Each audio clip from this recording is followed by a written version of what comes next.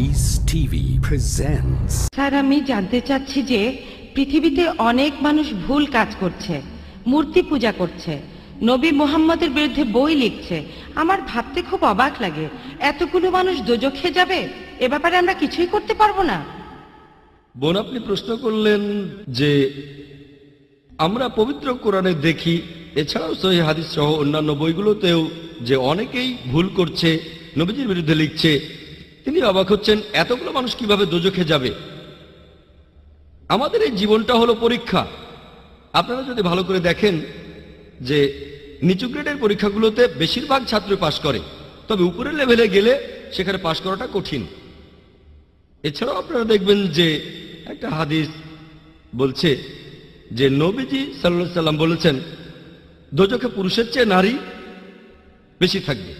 লোকে প্রশ্ন করে, তাহলে কি নারীরা বেশি পাপ করে? আমি বলি আল্লাহ মালুম। তবে এই পৃথিবীতে নারীদের সংখ্যা বেশি, তাই যুক্তি বলে দোজখেও পুরুষের চাইতে নারীদের সংখ্যায় বেশি হবে, এ কথা আমি বলবো।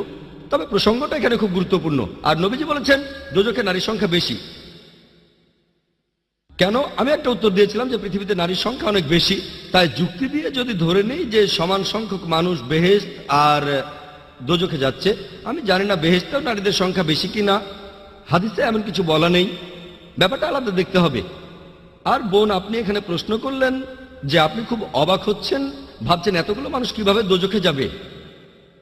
এখন কথা হচ্ছে, যারা এটা বুঝতে পারছেন তার মানে যারা চলে এসেছেন সরল পথে। তবে অনেক মানুষ এটা বোঝার পরেও যেভাবে চিন্তা করে যে ও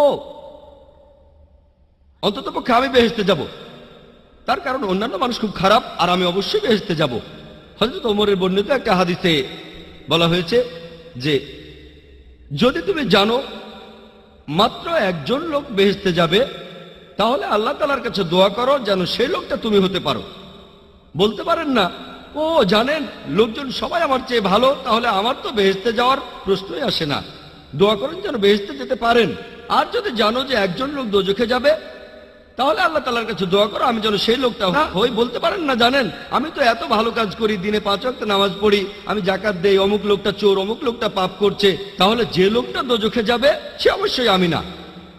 যদি আপনি জানেন যে একজন লোক যাবে দোজখে, তাহলে আল্লাহ তাআলার কাছে আপনি দোয়া করেন যেন আপনি সেই লোকটা না হন। তাহলে এই হাদিসের উপর ভিত্তি করে দেখছি যে আমাদের উচিত আল্লাহ তাআলার গাইডলাইন মেনে চলা। এখানে কোরআনে আল্লাহ তাআলা বলেছেন বেশিরভাগ মানুষ এখনো জানে না, তার মানে বেশিরভাগ মানুষই নির্দেশগুলো মেনে চলছে না। আল্লাহ সুবহানাহু ওয়া তাআলার গাইডলাইনগুলো আমাদের হাতের নাগালে আছে, কিন্তু বেশিরভাগ মানুষই আল্লাহ সুবহানাহু ওয়া তাআলার গাইডলাইনগুলো মেনে চলছে না। আর সেই কারণেই বুঝতে পারবেন যে দোজখে সেখানে যে বেশি লোক যাবে তার সম্ভাবনা বেশি, কারণ আমরা গাইডলাইনগুলো মেনে চলছি না। এজন্য আমাদের উচিত আল্লাহ তাআলাকে ধন্যবাদ জানানো, কারণ আমাদের হেদায়েত করেছেন। তবে হেদায়েতের পরে আমাদের দায়িত্ব হলো আল্লাহর নির্দেশ মেনে চলা। এমনও অনেকেই আছেন যারা মুসলিম কিন্তু কোরআন আর হাদিস মেনে চলছেন না। তাহলে যারা বুঝতে পেরেছে, আল্লাহ তাআলার নির্দেশগুলো বুঝতে পেরেছে, তারপরে সেগুলো মানে না, আমরা আল্লাহর কাছে দোয়া করব আমরা যেন সেরকম না হই। তবে বেশিরভাগ মানুষ যদি পরীক্ষায় ফেল করে তাহলে তারা দোজখে যাবে। উদাহরণস্বরূপ কোনো কঠিন পরীক্ষায় বসেছেন, যেমন মেডিকেলে ভর্তির জন্য পরীক্ষা। যারা মেডিকেল কলেজে ভর্তি হওয়ার জন্য ইচ্ছুক তারা কলেজ পাস করার পরে বেশিরভাগই হতে চায়, অর্ধেকের বেশি ছাত্র মেডিকেলে পড়তে চায়, কিন্তু কতজন চান্স পায়? সংখ্যায় খুবই কম তারা।